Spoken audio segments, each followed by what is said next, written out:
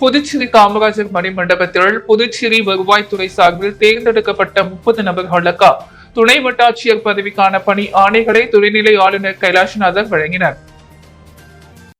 புதுவை வருவாய்த்துறை சார்பில் தேர்ந்தெடுக்கப்பட்ட 30 பேருக்கு துணை வட்டாட்சியர் பணிக்கான ஆணை வழங்கும் விழா காமராஜர் மணிமண்டபத்தில் நடைபெற்றது. விழாவில் பணி நியமன ஆணைகளை வழங்கி துணைநிலை ஆளுநர் கைலாஷ்நாதர் பேசும் பொழுது, உங்களைப் போல துடிப்பும் திறனும் கொண்ட சுமார் 3500 பேர் இதற்கு முன் அரசு துறைகளில் சேர்ந்திருக்கிறார்கள். வெளிப்படையான முறையில் தேர்வு நடத்தி இளைஞர்களுக்கு வேலை வாய்ப்புகள் தரப்பட்டுள்ளன. இன்னும் சுமார் 1500 பதவிகள் நிரப்பப்பட இருக்கிறது. பொதுவாக அரசு நிர்வாகம் என்பது ஒரு நாட்டின் வளர்ச்சிக்கான முதுகெலும்பு. அரசு பணி என்பது வெறும் ஊதியம் பெறும் பணி அல்ல. அது அரசு நிர்வாகமும் குடிமக்களும் வைக்கும் நம்பிக்கையின் அடையாளம். தேர்ந்தெடுக்கப்பட்ட 30 பேரும் சலித்து எடுக்கப்பட்டவர்கள். அதனால் உங்களுக்கான பொறுப்பை உணர்ந்து பணியாற்ற வேண்டும். புதுவையில் வாழ்ந்த மக்களில் ஒருவராக இருப்பதால் அவர்களை பற்றிய புரிதல் அதிகம் இருக்கும். அவர்களுடைய தேவைகள், சிக்கல்கள், பிரச்சனைகளை சரியாக புரிந்து கொண்டு அவர்களுக்கு சேவை செய்ய முடியும். அந்த வகையில் நீங்கள் புதுச்சேரி அரசுக்கு கிடைத்த மதிப்பு மிக்க சொத்து என்றார் துணைநிலை ஆளுநர். புதுவை அரசு வளர்ச்சி ஆணையர் கிருஷ்ணமோகன் உப்பு, வருவாய்த்துறை சிறப்பு செயலரும் புதுச்சேரி மாவட்ட ஆட்சியருமான குளோதிங்கன் உள்ளிட்டோர் கலந்து கொண்டனர். முதல்வர் ரங்கசாமி, சட்டப்பேரவைத் தலைவர் செல்வம், அமைச்சர் ஜான்குமார், தலைமை செயலர் சரத் சௌகான் ஆகியோரின் பெயர்கள் அழைப்பிதழில் இடம்பெற்றிருந்தும் விழாவில் அவர்கள் பங்கேற்கவில்லை. நமது மக்கள் கழகம் என்ற புதிய கட்சியை அறிவித்த சுயேட்சை சட்டமன்ற உறுப்பினர் நேரு என்ற குப்புசாமி அக்கட்சியின் கொடியை அறிமுகம் செய்து வைத்தார். புதுச்சேரி அண்ணா சாலை தனியார் ஹோட்டலில் சுயேட்சை சட்டமன்ற உறுப்பினர் நேரு புதிய கட்சியின் கொடியை அறிமுகப்படுத்தி தற்காலிக உறுப்பினர்களை நியமித்தார். பின்னர் அவர் செய்தியாளர்களிடம் கூறும் பொழுது, புதுச்சேரி உரிமையை காக்கவும் பாரம்பரியம் மற்றும் கலாச்சாரத்தை பாதுகாக்கவும் லஞ்சம் ஊழலற்ற நிர்வாகத்தை ஏற்படுத்தவும் புதிய அரசியல் கட்சியை துவங்க வேண்டிய கட்டாயத்தின் பெயர்கள் புதிய அரசியல் கட்சியை துவங்கி உள்ளோம்.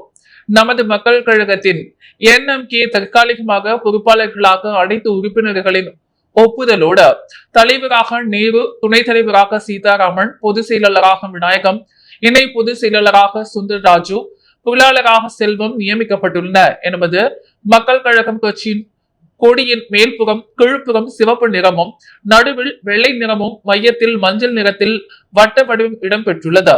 அந்த வட்டத்தில் புதுச்சேரி கலாச்சாரத்தை இரு கரங்களால் தாங்கி பிடிக்கக்கூடிய விதமாக கிரீடத்துடன் கூடிய புதுச்சேரியின் பாரம்பரிய கட்டட ஓவியம் நீல நிறத்தில் இடம்பெற்றிருக்கிறது. அந்த கட்டட ஓவியத்தில் 30 நீல வண்ணம் கற்கள் பதிக்கப்பட்டுள்ளது. அந்த 30 கற்கள் புதுச்சேரி மாநிலத்தில் உள்ள 30 தொகுதியை குறிக்கிறது. ஓவியத்தை சுற்றி 5 நட்சத்திரங்கள் நீல நிறத்தில் இடம்பெற்றுள்ளன. அது 5 பிரதான கொள்கைகளை குறிக்கிறது. அதன்படி முதல் நட்சத்திரம் தனி மாநில அந்தஸ்து, இரண்டாவது கூட்டாட்சி தத்துவம், மூன்றாவது சமூக நீதி மற்றும் சமூக நல்லிணக்கம், நான்காவது பெண் உரிமை, ஐந்தாவது லஞ்சம், ஊழலற்ற நிர்வாகம் ஆகியவற்றை குறிக்கும் வகையில் அமைக்கப்பட்டுள்ளது. அனைத்து மக்களும் உயர்தர மருத்துவம், தரமான கல்வி, வேலை வாய்ப்பு, நகர மற்றும் கிராமப்புறங்களில் சமநிலை வளர்ச்சி, சமத்துவ மற்றும் வளமான சமூகத்தை உருவாக்க கட்சி உறுதியுடன் செயல்படும். இனிவரும் காலங்களில் அனைத்து தொகுதிகளில் புதிய உறுப்பினர்கள் சேர்க்கைக்கான முன்னேற்பாடுகள் மேற்கொள்ளப்படும் என்றார். தொடர்ந்து முன்னாள் MP ராமதாஸ், முன்னாள் சட்டமன்ற உறுப்பினர்கள் ஆசனா, சுவாமிநாதன், சீதாராமன் உள்ளிட்ட பலரும் வாழ்த்து தெரிவித்தனர். சிறுபான்மையினர் வாக்குகளை நீக்க மத்திய அரசின் சதி செய்வதாக கூறி அற்ப அரசியல் செய்வதாக திமுக தலைவர் ஸ்டாலினுக்கு புதுச்சேரி அதிமுக கண்டனம் தெரிவித்துள்ளது. இது தொடர்பாக புதுச்சேரி அதிமுக தலைமை அலுவலகத்தில் செய்தியாளர்களை சந்தித்த மாநில செயலாளர் அன்பழகன், இந்திய தேர்தல் ஆணையம் சிறப்பு வாக்காளர் பட்டியல் திருத்தத்தை அறிவித்துள்ளது. இதை அதிமுக தலைமை வரவேற்றுள்ளது. அதனை பின்பற்றி புதுச்சேரியில் நடைபெறவுள்ள சிறப்பு வாக்காளர் பட்டியல் திருத்தத்தை புதுச்சேரி அதிமுக வரவேற்கிறது. எதற்கெடுத்தாலும் மதத்தின் பெயரால் பொய் பிரச்சாரம் செய்த மக்களை பிரித்து அரசியல் ஆதாயம் தேடும் திமுக தலைவர் ஸ்டாலின் தன்னிலை மறந்து மீண்டும் மத ரீதியாக மக்களை பிரிக்கும் அற்ப அரசியலை கையில் எடுத்துள்ளார். சிறப்பு வாக்காளர் பட்டியல் திருத்தமே துவங்கப்படாத நிலையில் சிறுபான்மையினர் வாக்குகளை நீக்க தேர்தல் ஆணையமும் மத்திய அரசும் சதி செய்வதாக அபாண்டமாக குற்றம் சாட்டை கூறியிருப்பது கண்டிக்கத்தக்கது ஒன்றாகும்.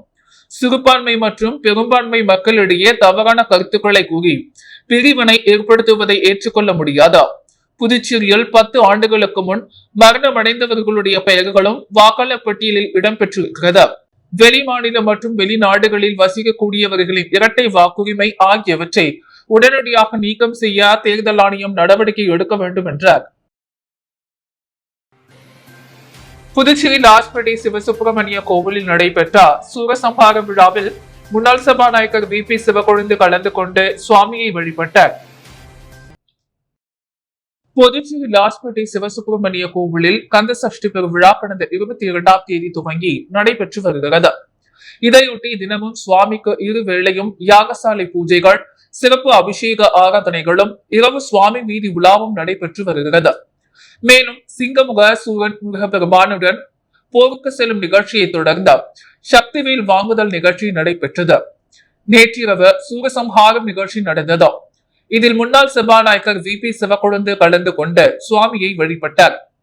மேலும் திரளான பக்தர்கள் கலந்து கொண்டு சுவாமி தரிசனம் செய்தனர்.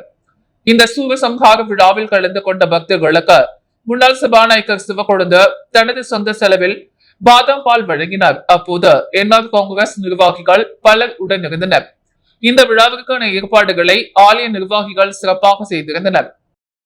இதேபோல் புதுச்சேரி பெத்திச்செட்டிப்பேட்டை ஸ்ரீ சித்தி விநாயகர் ஸ்ரீ சிவசுப்பிரமணிய சுவாமி தேவஸ்தானத்தில் 44ஆம் ஆண்டு கந்தசஷ்டி சூரசம்ஹார பெருவிழா கடந்த 21ஆம் தேதி செவ்வாய்க்கிழமை முதல் தொடங்கி நடைபெற்று வருகிறது. தொடர்ந்து சுவாமி குதிரை வாகனம், ரிஷப வாகனம் உள்ளிட்ட பல்வேறு வாகனத்தில் வீதி உலா நடைபெற்றது. தொடர்ந்து நேற்று சுவாமி விமானத்தில் மாடவீதி உலா, கம்பம் நட்டுதல், சூரபத்ம நகர் உலா நடைபெற்று சுவாமி மின் விளக்குகளால் அலங்கரிக்கப்பட்ட முத்திரத்தில் வீதி உலா நடைபெற்றது. தொடர்ந்து இரவில் சூரபத்மன சம்ஹாரம் சுவாமி வெள்ளி மயில் வாகனத்தில் வீதி உலா வரும் நிகழ்வு நடைபெற்றது. இதில் முன்னாள் சபாநாயகர் VP சிவக்கொழுந்து கலந்து கொண்ட சுவாமியை வழிபட்டார். மேலும் இந்த சூரசம்ஹார விழாவில் கலந்து கொண்ட பக்தர்களுக்கு அவர் பாதாம் பால் வழங்கினார். அப்போது NR காங்கிரஸ் நிர்வாகிகள் பலர் உடன் இருந்தனர். இந்த நிகழ்ச்சிக்கான ஏற்பாடுகளை ஆலய நிர்வாகிகள் சிறப்பாக செய்திருந்தனர். பல்கலைக்கழக பேருந்து இயக்க கோரி ABVP போராட்டம் நடத்தியதை தொடர்ந்து சபாநாயகர் செல்வம் நேரில் சென்ற மாணவர்களிடம் குறைகளை கேட்டறிந்தார். புதுவை பல்கலைக்கழகத்தில் மாணவர்களுக்கு தினசரி கட்டணமில்லா பேருந்தை பல்கலைக்கழக நிர்வாகம் இயக்க கோரி ABVP-யினர் தொடக்கம் முழக்க போராட்டத்தில் ஈடுபட்டனர். இந்த போராட்டத்தை ABVP கோட்ட ஒருங்கிணைப்பாளர் தீபன் தலைமை தாங்கி நடத்தினார்.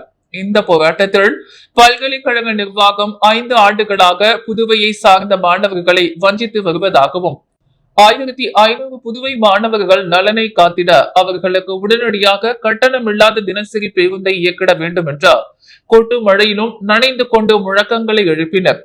போராட்டத்தில் ஈடுபட்ட மாணவர்களை சபாநாயகர் ஏம்பலம் செல்வம் சந்தித்த மாணவர்களின் குறைகளை கேட்டறிந்தார். பின்பு துணைவேந்தரிடம் தொலைபேசியில் பேசி இதற்கான நடவடிக்கைகள் விரைவில் மேற்கொள்ளப்படும் என்று உறுதியளித்தார். பின்பு பல்கலைக்கழக டீன் கூறுகைகள் மத்திய கல்வி அமைச்சகத்திற்கு இது சம்பந்தமாக கோப்புகள் அனுப்பி வைக்கப்பட்டுள்ளது என்று கூறினார். இதனை அடுத்து மாணவர்கள் இந்த கண்டன ஆர்ப்பாட்டத்தை முடித்துக் கொண்டு கலைந்து சென்றனர். இந்த ஆர்ப்பாட்டத்தில் தேசிய செயற்குழு உறுப்பினர் ஆர்பித், பல்கலைக்கழக கிளை தலைவர் தபனீஷ், செயலாளர் ஆதித்யா மற்றும் அமைப்பு உறுப்பினர்கள் கலந்து கொண்டனர். ஒதியம்பட்டில் எய்ம் பார் சேவா மாணவிகள் விடுதி வெள்ள விழாவை முதல்வர் ரங்கசாமி குத்துவிளக்கு ஏற்றி தொடங்கி வைத்தார். 2000ஆம் ஆண்டில் மகான் சுவாமி தயானந்த சரஸ்வதியால் தொடங்கப்பட்ட இந்த சேவா விடுதி பல மாணவிகளின் கல்வி மற்றும் வாழ்க்கையில் ஒளி ஏற்றிய நிறுவனமாகும். வெளியனூர் அருகே ஒதியம்பட்டில் அமைந்துள்ள சுவாமி தயானந்தா எய்ம் ஃபார் சேவா மாணவிகள் விடுதியின் வெள்ளி விழா நிகழ்ச்சியால் புதுச்சேரி மாநில முதல்வர் ரங்கசாமி சிறப்பு விருந்தினராக கலந்து கொண்டு குத்துவிளக்கை ஏற்றி விழாவை தொடங்கி வைத்த குழந்தைகள் குறிக்கோளுடன் வாழ வேண்டும், குறிப்பாக அரசாங்க பள்ளியில் படிக்கும் குழந்தைகளுக்கு புதுச்சேரி அரசாங்கம் தனி சலுகைகள் வழங்குவதை பற்றியும் குறிப்பிட்டார். சாரம் சுப்பிரமணிய சுவாமி கோவிலில் நடைபெற்ற சூரசம்ஹார விழாவில் துணைநிலை ஆளுநர் கைலாசநாதர் பங்கேற்று சுவாமி தரிசனம் செய்தார். புதுச்சேரி சாரம் முத்து விநாயகர் வள்ளி தேவசேனா சமேத சிவசுப்பிரமணிய சுவாமி நாகமுத்து மாரியம்மன் கோவிலில் கந்த சஷ்டி சூரசம்ஹார பிரம்மோற்சவ விழா கடந்த 21ஆம் தேதி விக்னேஸ்வர பூஜையுடன் துவங்கியது. இதையொட்டி இரவு 7 மணிக்கு அம்மனுக்கு அபிஷேக ஆராதனைகள், தீபாராதனை நடந்தது. 22ஆம் தேதி காலை 10:30 மணிக்கு காப்பு கட்டுதல் தொடர்ந்து கொடியேற்றம் நிகழ்ச்சி நடைபெற்றது. இரவு 8 மணிக்கு அன்ன வாகனத்தில் வீதி உலா நடைபெற்றது. இதில் திரளான பக்தர்கள் கலந்து கொண்டு சுவாமி தரிசனம் செய்தனர். வரும் 3ஆம் தேதி வரை காலை மாலை இருவேளையும் யாகசாலை பூஜையும் இரவில் சுவாமி வீதி உலாவும் நடைபெறுகிறது. முக்கிய நிகழ்ச்சியான சூரசம்ஹார விழா நேற்று இரவு நடந்தது. முன்னதாக வேல் வாங்குதல் மற்றும் ஆட்டுக்கிடா வாகனத்தில் சூரசம்ஹாரம் நடைபெற்றது. இதில் துணைநிலை ஆளுநர் கைலாசநாதர் மற்றும் திரளான பக்தர்கள் கலந்து கொண்டு சுவாமி தரிசனம் செய்தனர். இரவு மயில் வாகனத்தில் வீதி உலா நடைபெற்றது. இன்று இரவு 7 மணிக்கு வலி தேவிசேனா சிவசுப்பிரமணிய சுவாமி திரு கல்யாணமும், 30ஆம் தேதி இரவு 8:30 மணிக்கு திருத்தீர் வடம் பிடித்தல், 31ஆம் தேதி மாலை 5 மணிக்கு மஞ்சள் நீர் உற்சவமும், 3ஆம் தேதி காலை 8 மணிக்கு விளையாட்டு உற்சவமும் நடைபெறுகிறது. இதற்கான ஏற்பாடுகளை கோவில் நிர்வாக அதிகாரி பொன் நீலகண்டன் மற்றும் உபயதாரர்கள் கிராம மக்கள் செய்திருந்தனர். இலக்கிய செல்வர் முனைவர் இளங்கோவனின் பவள விழாவை முன்னிட்டு அன்புள்ள அப்பா ஆவணப்பட வெளியீட்டு விழா புதுச்சேரி தமிழ்ச்சங்கத்தில் நடைபெற்றது. அபயம் தொண்டு நிறுவனம் மற்றும் ஐயா மாரியப்பனார் சுந்தர் ராம்பாள் அறக்கட்டளை மற்றும் மைல் ஸ்டோன் சமுதாய கல்லூரி ஒருங்கிணைப்பில் நடைபெற்ற நிகழ்ச்சியில் சாகித்ய அகாடமி முன்னாள் பொதுக்குழு உறுப்பினர் சுந்தரமுருகன் வரவேற்புரை நிகழ்த்தினர். ஆவணப்பட இயக்குனர் முனைவர் அனிதா பரமசிவம் நோக்கவுரை நிகழ்த்தினர். நண்பர்கள் தோட்டம் தலைவர் திரு நாவுக்கரசு மற்றும் சாகித்ய அகாடமி மேலாண் தமிழ் ஆலோசனை குழு உறுப்பினர் புதுவை யுகபாரதி ஆகியோர் கருத்துரை வழங்கினர். இதில் புதுவை தமிழ் சங்க செயலர் சீனு மோகன்தாஸ், பாரதிதாசன் அறக்கட்டளை தலைவர் கோ பாரதி, புதுவை ஒளியியல் பண்பாட்டு ஆராய்ச்சி நிறுவனர் சம்பத், மாரியப்பனார் சுந்தரராம்பாள் அறக்கட்டளை மாரியப்பன் குழந்தைகள் கலை இலக்கிய வளர்ச்சி கழக தலைவர் உசேன், புதுச்சேரி மொழியில் பண்பாட்டு ஆராய்ச்சி நிறுவன முன்னாள் இயக்குனர் பக்தவக்ஷலம், பாரதி உள்ளிட்ட ஏராளமானோர் கலந்து கொண்டு அன்புள்ள அப்பா ஆவணப்படத்தை வெளியிட்டு சிறப்புரை ஆற்றினர். புதுச்சேரி அரசு கால்நடை துறையில் நடைபெற்றுள்ள ஊழல் முறைகேட்டை கண்டித்து ஆடு, மாடு, கோழி மற்றும் கன்று குட்டிகளை கையில் பிடித்தபடி காங்கிரஸ் கட்சியினர் நூதன போராட்டத்தில் ஈடுபட்டனர். புதுச்சேரி அரசு கால்நடைத்துறை சார்பில் பயனாளிகளுக்கு வழங்கப்பட்ட கறவை மாடு மற்றும் வெள்ளாடு வளர்ப்பு திட்டத்தில் மிகப்பெரிய ஊழல் முறைகேடு நடந்திருப்பதை கண்டித்தும் விசாரணை குழு அமைத்து ஊழல் முறைகேடுகளை விசாரிக்க வேண்டும் என வலியுறுத்தி புதுச்சேரி காங்கிரஸ் விவசாய அணி சார்பில் கண்டன ஆர்ப்பாட்டம் சுதேசி பஞ்சாலை அருகே நடைபெற்றது. காங்கிரஸ் கட்சியின் விவசாய அணி தலைவர் அக்ரி ஆறுமுகம் தலைமையில் நடைபெற்ற கண்டன ஆர்ப்பாட்டத்தில் காங்கிரஸ் தலைவர் வைத்திலிங்கம், முன்னாள் முதலமைச்சர் நாராயணசாமி, முன்னாள் அமைச்சர்கள் கமலக்கண்ணன், கந்தசாமி உள்ளிட்ட 100க்கும் மேற்பட்ட காங்கிரஸ் கட்சியினர் கலந்து கொண்டனர். ஆர்ப்பாட்டத்தில் ஈடுபட்ட காங்கிரஸ் கட்சியினர் ஆடு, மாடு, கோழி மற்றும் கன்று குட்டிகளை கையில் பிடித்தபடி நூதன போராட்டத்தில் ஈடுபட்டதுடன் புதுச்சேரி அரசை கண்டித்த கண்டன கோஷங்களை எழுப்பினார்கள். புதுச்சேரி முதியால்பேட்டை அருள்மிகு முத்துமாரியம்மன் முத்திய சுவாமி தேவஸ்தானத்தில் கந்த சஷ்டி விழாவையொட்டி நடைபெற்ற திருக்கல்யாணம் உற்சவத்தில் பக்தர்கள் பலரும் கலந்து கொண்டு முருகப்பெருமானை வழிபட்டனர். புதுச்சேரி முத்தியால்பேட்டை பகுதியில் அமைந்துள்ளது அருள்மிகு முத்துமாரியம்மன் முத்திய சுவாமி தேவஸ்தானம். இந்த கோவிலில் கந்த சஷ்டி விழா 22ஆம் தேதி தொடங்கியது. தினம்தோறும் சண்முக சுவாமிக்கு பால், தயிர், சந்தனம், இளநீர் உள்ளிட்ட பல்வேறு பழங்களை கொண்டு சிறப்பு அபிஷேகம் செய்யப்பட்டது. தொடர்ந்து மாலை வள்ளி தெய்வானை சமேத சண்முக சுவாமி சிறப்பு அலங்காரத்தில் உட்புறப்பாடு நடைபெற்றது. கந்த சஷ்டி விழாவின் முக்கிய நிகழ்வான திருக்கல்யாணம் வைபவம் நடைபெற்றது. முன்னதாக யாகசாலை அமைக்கப்பட்ட சிவாச்சாரியார்கள் தேவ மந்திரங்கள் ஓத சண்முக சுவாமி, வள்ளி மற்றும் தெய்வானை சுவாமிகளுக்கு மாங்கல்யம் அணிவிக்கும் நிகழ்வு நடைபெற்றது. அரோகரா கோஷத்துடன் பக்தர்கள் முருகப்பெருமானின் திருக்கல்யாண வைபவத்தை பார்த்து வழிபட்டு சென்றனர். பிரிட்டிஷ் லேர்னிங் வித்யாலயா பள்ளியில் நடைபெற்ற தொடர்பு புனர்வாழ்வு கல்வி விழாவில் துணைநிலை ஆளுநர் கைலாஷ்நாதர் பங்கேற்று சிறப்பித்தார். மத்திய அரசின் சமூக நீதி மற்றும் அதிகாரமளித்தல் துறையின் கீழ் இயங்கும் தேசிய பன்முக மாற்றுத்திறனாளிகளுக்கு அதிகாரமளித்தல் நிறுவனம் புதுச்சேரி ஆர்டிசம் நலசங்கம் மற்றும் புதுச்சேரி கற்றல் குறைபாட்டாளர் சங்கம் சார்பில் கற்றல் குறைபாட்டை புரிந்து கொள்ளுதல் தலைப்பிலான தொடர் புனர்வாழ்வு கல்வி நிகழ்ச்சி ஃபியூச்சர் லேர்னிங் வித்யாலயாவில் இன்று நடைபெற்றது. துணைநிலை ஆளுநர் கைலாசநாதர் சிறப்பு விருந்தினராக கலந்து கொண்டு உரையாற்றினார். நிகழ்ச்சியில் புதுச்சேரி டிஸ்லெக்ஸியா சங்கத்தின் புரவல் மற்றும் ஜிக்மர் மருத்துவமனையின் முன்னாள் துறை தலைவர் டாக்டர் மகாதேவன், புதுச்சேரி ஆட்டிசம் நல சங்கத்தின் நிறுவனர் புவனா வாசுதேவன், நிபேம் இயக்குனர் டாக்டர் நாச்சிகீத ரவுட், புனர்வாழ்வு கல்வி அதிகாரி அனுஷியா ஆகியோர் பங்கேற்றனர். குயவர்பாளையம் செல்வமுத்துக்குமார சுவாமி கோவிலில் 5ஆம் ஆண்டு கந்த சஷ்டி சூரசம்ஹார விழா மற்றும் திருத்தேர் விழா விமர்சையாக நடைபெற்றது. புதுச்சேரி குயவர்பாளையத்தில் முத்து விநாயகர் வள்ளி தேவி சேனா சமேத செல்வமுத்துக்குமார சுவாமி கோவிலில் 5ஆம் ஆண்டு கந்த சஷ்டி சூரசம்ஹார விழா திருக்கல்யாண உற்சவ விழா கடந்த 21ஆம் தேதி கணபதி ஹோமம் விக்னேஸ்வர பூஜை உடன் தொடங்கியது. தொடர்ந்து காப்பு கட்டுதல் நடைபெற்று ஹோம பூஜைகள் நடைபெற்றது.